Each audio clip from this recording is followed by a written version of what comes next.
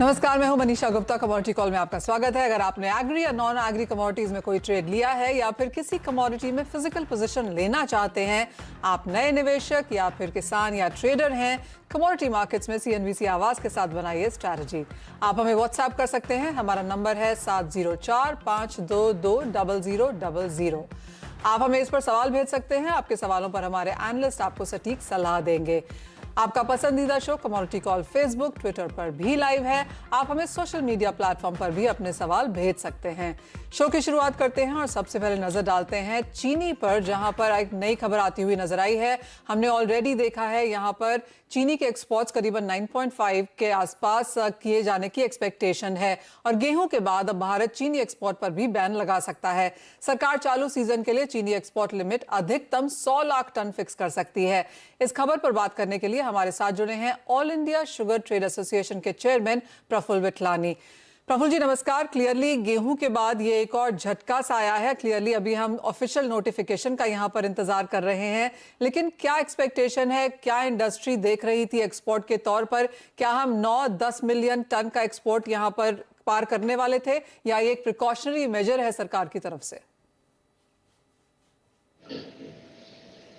ये जो हमारे क्लोजिंग स्टॉक जो था जी 2021 में 85 लाख टन का, 355 लाख टन का उत्पादन की एक अपेक्षा है कि इतना होगा, जिससे हमारे पास टोटल अवेलेबिलिटी 2021-22 के लिए 440 लाख टन की होती है।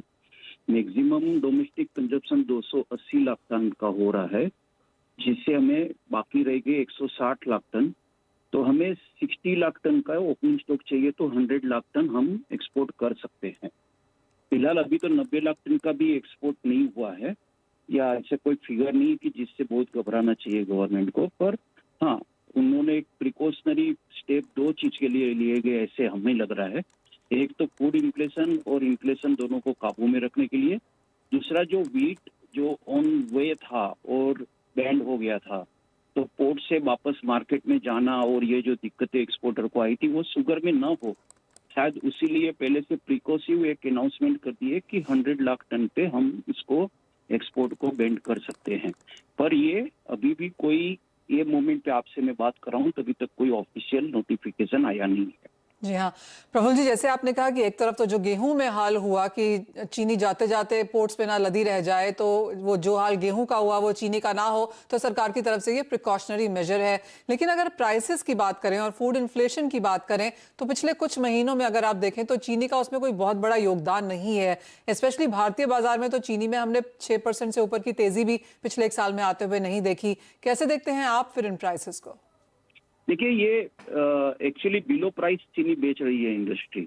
ऐसा है कि जिस टाइम से हमें इंडस्ट्री को कहा गया था कि एफआरपी के साथ लिंक रहेगी, अगर लिंक करते हैं तो 33-34 रुपीज पर केजी का तो प्राइस मिनिमम होना चाहिए एमएसपी, जबकि एमएसपी अभी 31 रुपीज पे है और आज की तारीख में 32 रुपीज में महाराष्ट्र चीनी बेच रही है। तो कोई भी इन्फ्लेशन 0% में कह सकता हूँ कि शुगर की ओर से है। पर हाँ, गवर्नमेंट को दिवाली और गुजरात का इलेक्शन जो नवंबर महीने में है, उसके लिए प्रिकॉशिव रहना चाहिए था, और उन्होंने जो कर रहे हैं वो हमने भी यही बताया था कि 60 लाख टन जो है ओपनिंग स्टॉक रहना चाहिए, तो उससे कम न हो। तो गवर्नमेंट भी शायद हमारे आहिस्ता का भी अच्छी तरह से नोट कर रही है। तो हम ये स्टेप को वेलकम करते हैं, ताकि ऐसा ना हो कि शुगर मिल से डिस्पैचेस हो गई और पोर्ट पे जो है माल डंप हो जावे।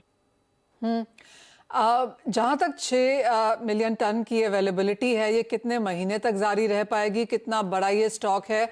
और आगे जाके अगले साल के लिए जो एक्सपेक्टेशन है कि हम ग्लोबली भी सरप्लस देख रहे हैं, भारतीय बाजारों में भी एक और नया साल होगा जब हम रिकॉर्ड फसल बनता हुआ देखेंगे। कैसे देखते हैं आप इन नंबर्स को? देखिए, 60 लाख टन का जो है वो 2-3 तरीके से देखना चाहिए कि अगर बारिश अच्छी होती है फिर तो शायद हो सकता है अक्टूबर महीने में ही क्रशिंग चालू हो जावे, तो थोड़ा सा ये ज्यादा ओपनिंग स्टॉक रहेगा। अगर ये बारिश बरोबर नहीं होती है तो एक साइकोलॉजी हमेशा काम करती रहती है, और अगर इंटरनेशनल मार्केट में फंड हाउस ने बहुत ज्यादा पोजीशन बना ली तो भाव बढ़ सकते हैं। तो इस वजह से ये 60 लाख टन जो है, अगर मॉनसून बरोबर नहीं होता है तो प्रिकॉसिव रहेगा कि जिससे भाव न बढ़े, और अगर मॉनसून अच्छा होता है तो ये ऐसा होगा कि थोड़ा सा ज्यादा है, पर I think this is the balance कि 60 लाख टन तो होना ही चाहिए, और ये स्टेप काफी आवकार्य है, स्वीकार्य है। ऑल राइट, प्रफुल्ल जी बहुत शुक्रिया साथ जुड़ने के लिए। तो जो एज ऑफ नाउ यहाँ पर स्थिति है, और जैसे कहा गया कि प्रिकॉशनरी स्टेप है ये, यहाँ पर फूड इन्फ्लेशन के तौर पर गेहूं के साथ जो हुआ वो ना हो, और इसके अलावा मॉनसून्स की अनसर्टनिटी है, फंड्स अंतर्राष्ट्रीय बाजारों में कैसी पोजीशंस बना लेते हैं और चीनी के भावों में उसका क्या असर पड़ता है, इन सब चीजों को शायद मद्देनजर रखा गया है। लेकिन जैसे कहा गया कि अभी भी इंतजार है कि एक ऑफिशियल नोटिफिकेशन यहाँ पर सरकार की तरफ से आता हुआ नजर आए। हमारे साथ अब यहाँ पर पृथ्वी फिनमार्ट के मनोज जैन जुड़े हैं और साथ ही एसएसजे फाइनेंस के प्रियांक उपाध्याय भी हैं। मनोज जी, आपकी टॉपिक्स जानना चाहेंगे और आपका व्यू भी जानना चाहेंगे। आपको क्या लगता है जो चीनी में हुआ वो कितना सही? नमस्कार मनीषा जी, बिल्कुल यहाँ पे जैसा कि जो पहले जो जानकार बता रहे थे कि जो महंगाई को लेकर के भारत सरकार जो कदम उठा रही है उसके मद्देनजर ये सब चीजें देखने को मिल रही है। बिल्कुल, दूसरा हम एक और चीज देखें तो इंटरनेशनल मार्केट में भी कीमतों में फिर एक बार बढ़त देखने को मिल रही है, और कीमतें आइस शुगर फ्यूचर्स की बात करें तो वहां फिर एक बार जो है 20 सेंट के ऊपर जो है वो फ्यूचर कॉन्ट्रैक्ट जाता हुआ दिखा है। तो कहीं ना कहीं इंटरनेशनल मार्केट में बढ़त है, और जो महंगाई है वो रिकॉर्ड स्तर पर है। तो उसके मद्देनजर जो है गवर्नमेंट जो भी पॉसिबल मेजर्स है वो ले रही है, तो उस लिहाज से देखा जाए तो ये एक अच्छा कदम है कहीं ना कहीं महंगाई को कंट्रोल करने के लिए। दूसरा, जहां तक टॉपिक का सवाल है तो यहाँ पे वॉलेटिलिटी जो है वो लगातार बढ़ती हुई दिखी है, चाहे वो एग्री कमोडिटीज हो या नॉन एग्री कमोडिटीज हो। लेकिन जिस तरह से डॉलर इंडेक्स जो है 4 सप्ताह के निचले स्तर पर फिसला है, तो फिर एक बार यहाँ पे कमोडिटीज में जो है लोअर लेवल्स पर सपोर्ट्स भी देखने को मिले हैं। हमारी आज यहाँ एक खरीदारी की और एक बिकवाली की पिक रहेगी। पहली पिक जो है वो ग्वारसी जून वायदा में रहेगी। यहाँ 6000 के स्तर पर जो है बाइंग की जा सकती है।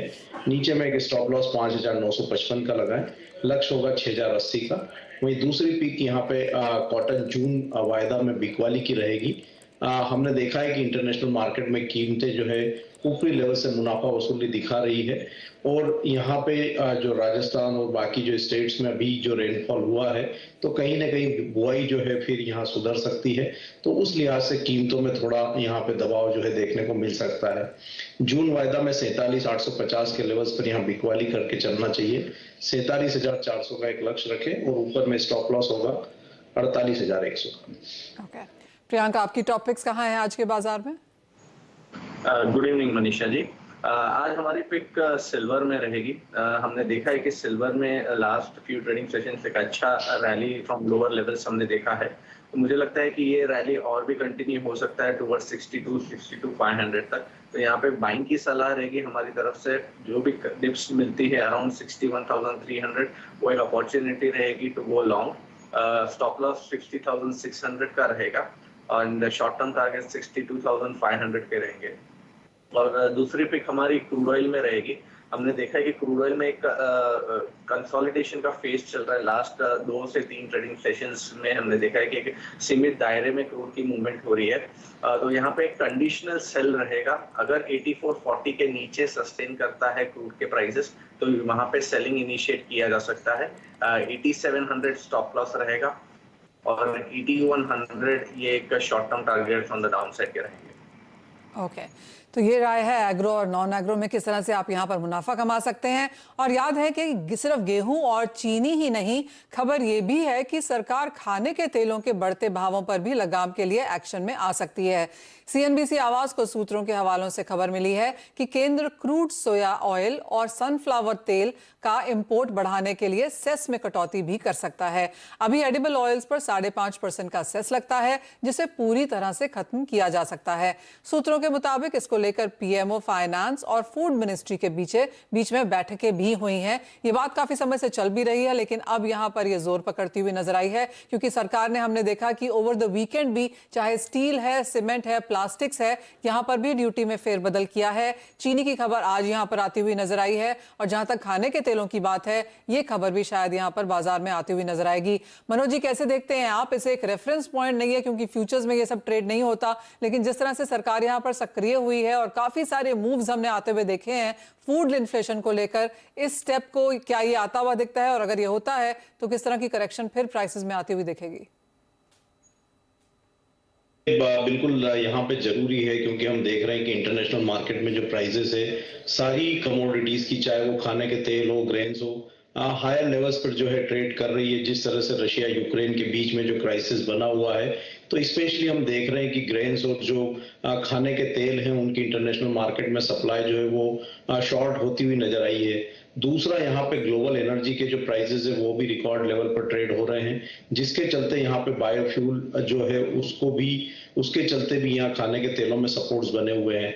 तो ये एक बहुत जरूरी कदम है और यहाँ पे बिल्कुल इंपोर्ट जो है वो बढ़ाने की जरूरत है, क्योंकि हम देख रहे हैं कि भारतीय बाजारों में सारे ही खाने के तेल रिकॉर्ड स्तर पर बने हुए हैं और गवर्नमेंट का प्रयास है कि यहाँ पे इन्फ्लेशन को नीचे लाया जाए। जिस तरह से हमने सीपीआई और डब्ल्यूपीआई के जो नंबर्स है वो मल्टी ईयर हाइस पर पहुंचते हुए दिखे हैं, तो जो सरकार की चिंता है वो वाजिब है और यहाँ पे इन्फ्लेशन को कम करने के लिए जो भी जो राहत भरे कदम जो उठाने चाहिए, मेरे हिसाब से वो यहाँ उठाए जाएंगे और कीमतों को नीचे लाने का प्रयास किया जाएगा। क्लियरली तो काफी सारी चीजें यहाँ पर स्टेप्स लिए जा रहे हैं और जैसे कि हमने देखा भी है कि एक प्रोटेक्शनिज्म वाली एक ट्रेड पॉलिसीज यहाँ पर कई सरकारें अपनाती हुई नजर आई हैं, जो काफी हद तक भारतीय बाजारों का भी हाल है। आगे बढ़ेंगे और सभी खाने की चीजें अब एक ही चीज को यहाँ पर देख रही हैं और वो है मॉनसून, जिसका कि इंतजार बस खत्म होने वाला है। मौसम विभाग ने बताया है कि अगले 48 घंटे में मॉनसून बंगाल की खाड़ी के बड़े हिस्से और दक्षिणी पूर्वी अरब सागर को कवर कर लेगा। आईएमडी के मुताबिक इस बार दक्षिण पश्चिम अरब सागर में भी मानसून 2 दिन पहले पहुंच रहा है।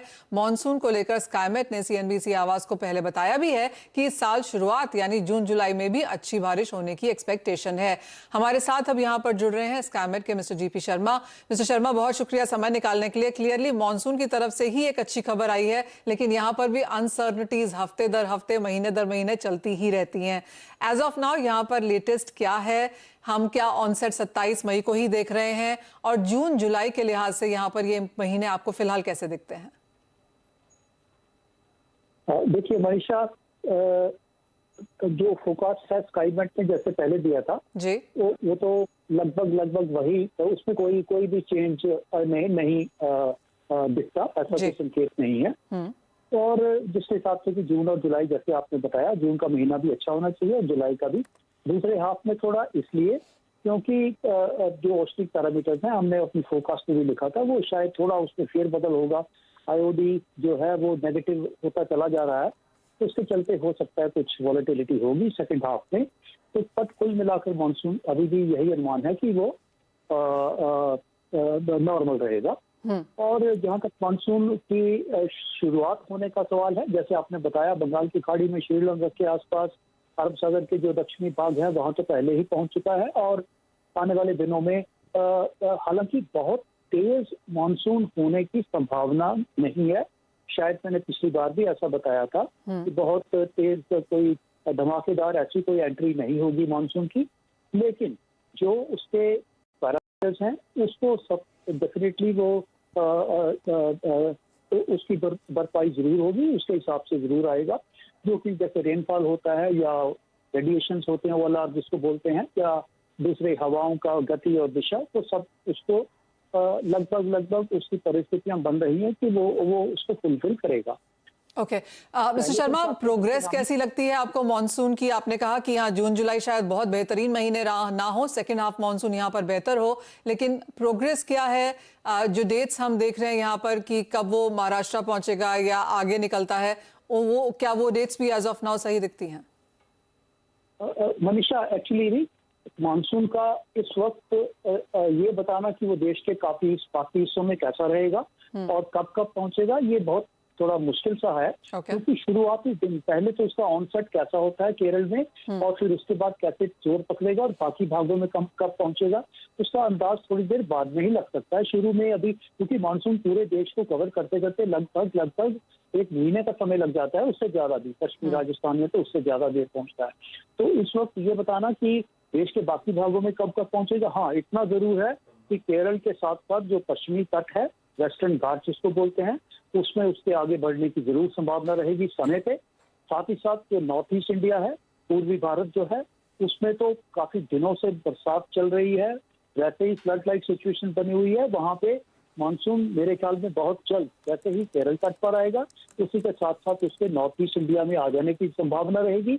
और उसके साथ जो पश्चिमी तट है उसके आगे बढ़ने, उसके आगे जैसे कर्नाटक के कोस्टल क्षेत्र हैं या गोवा तक है, उसमें भी सामान्य तिथि या सामान्य से पहले ही आगे बढ़ जाने की संभावना रहेगी। बाकी देश के बाकी भागों में, मध्यवर्ती या नॉर्थ भागों में अभी थोड़ा कहना थोड़ा जल्दबाजी होगी। जी, पॉइंट टेकन। मिस्टर शर्मा, आपसे अब तब बात होगी जब आप यहाँ पर और डिटेल्ड इन्फॉर्मेशन हमें यहाँ पर बताएंगे, और जब वो फॉर्मली आप यहाँ पर नोटिफिकेशन ले आएंगे कि कैसे महीने नजर आते हैं, किस तरह की प्रोग्रेस है, ताकि वो भी अंदाजा आए। एज ऑफ नाउ जैसे कि क्लियर है कि जैसे पहले यहाँ पर बात की थी स्काईमेट ने कि 27 को यहाँ पर ऑन सेट है, वो डेट्स फिलहाल यहाँ पर एज इट इज नजर आती हैं। अपने दर्शकों को अपने साथ हम यहाँ पर जोड़ेंगे, और सबसे पहले दिल्ली से सुरजीत हमारे साथ फोन लाइन पर मौजूद हैं। नमस्कार सुरजीत, क्या है आपका सवाल? मैम, मैंने 5 लॉट मे कॉन्ट्रैक्ट का जिंक लिया है 308 पे, तो अब क्या करना है? आपको क्या करना है? आपको मुनाफा घर लेके जाना है या अभी और इंतजार करना है? करेक्ट मैम, और मैं उम्मीद कर रहा हूँ कि क्या 370 देखने को मिलेगा। ओके, क्या राय है यहाँ पर प्रियांक? अच्छे खासे मुनाफे में सुरजीत हैं, लेकिन क्या ये होल्ड करें? आगे क्या और गेन्स देखने को मिल पाएंगे? फर्स्टली मैं कहूंगा कि अच्छे लेवल्स पे उन्होंने बाइंग किया है और काफी अभी डीप इन द मनी भी चल रहे हैं वो। और उनका जो 5 लॉट का पोजीशन है, तो यहाँ पे मैं सजेस्ट करूंगा कि एटलीस्ट 3 लॉट में प्रॉफिट बुक किया जा सकता है। करंट लेवल्स पे अराउंड 323 के आसपास के रेट्स है। और बाकी जो पोजीशन है उनके लिए ट्रेलिंग स्टॉप लॉस अराउंड 315 का रखना चाहिए। अगर उसके नीचे मार्केट सस्टेन करता है तो बाकी के पोजीशन में से भी निकल जाना चाहिए। एंड 315 के ट्रेलिंग स्टॉप लॉस के साथ बाकी की पोजीशन वो होल्ड कर सकते हैं। ऊपर में मैं एक्सपेक्ट करता हूं कि अगर 330 के ऊपर अगर प्राइसेस निकलते हैं तो 340 would be the next target. Alright Surjit, आप 340 का इंतजार कर सकते हैं, लेकिन ट्रेलिंग स्टॉप लॉस जरूर लगाएं। और आज हल्की सी मुनाफा वसूली है, लेकिन आप अच्छे खासे मुनाफे में हैं, तो आपको उसके लिए बधाई। आगे बढ़ेंगे और हमारे साथ महाराष्ट्र से नीलेश जी फोन लाइन पर मौजूद हैं। नमस्कार नीलेश, आपका सवाल क्या है? मैडम, मैं पूछना चाहता था कि सोयाबीन अभी मेरे पास है 150 क्विंटल जी, तो अभी जो भाव अभी बढ़ेंगे या यही रहेंगे, इस बारे में जानना चाहता था। जी नीलेश जी, तो नीलेश जी के पास यहाँ पर हाजिर में माल है, सोयाबीन 150 क्विंटल पड़ी है। मनोज जी, क्या राय है? कुछ मुनाफा वसूली यहाँ पर पिछले कुछ दिनों में देखने को मिली है, लेकिन क्योंकि इनके पास हाजिर माल है, लंबा होल्ड कर सकते हैं, क्या राय है? बिल्कुल मनीषा जी, लेकिन हम देख रहे हैं कि इंटरनेशनल मार्केट में जो प्राइसेस वो लगातार फर्म बने हुए हैं। हालांकि भारतीय बाजारों में एक दायरे में ट्रेड यहाँ देखने को मिल रहा है, क्योंकि यहाँ पे एक्सचेंज में फ्यूचर्स हमारे पास नहीं है रिफ्लेक्शन के लिए। मंडी के ऊपर जो है पूरा डिपेंडेंस है, तो हम देख रहे हैं कि एक बहुत ही सीमित दायरे में कीमतें यहाँ देखने को मिल रही है। लेकिन मेरा मानना है कि यहाँ पे जो कमोडिटी अगर फिजिकल है तो उसको 1 से 2 महीने के लिए होल्ड किया जा सकता है। इंटरनेशनल मार्केट काफी स्ट्रेंथ जो है वो दिखा रहे हैं, और जिस तरह से कच्चे तेल की कीमतें ऊपरी लेवल्स पर बनी हुई है, तो कीमतें कहीं ना कहीं फिर एक बार 7800 से 8000 तक के जो इस तरह वो दिखा सकती है। तो अगले 1 से 2 महीने के लिए फिजिकल पोजीशन में बना रहा जा सकता है। ऑलराइट, तो आप होल्ड कर सकते हैं, और कुछ सपोर्ट यहाँ पर भाव में आगे आता हुआ नजर आ भी सकता है।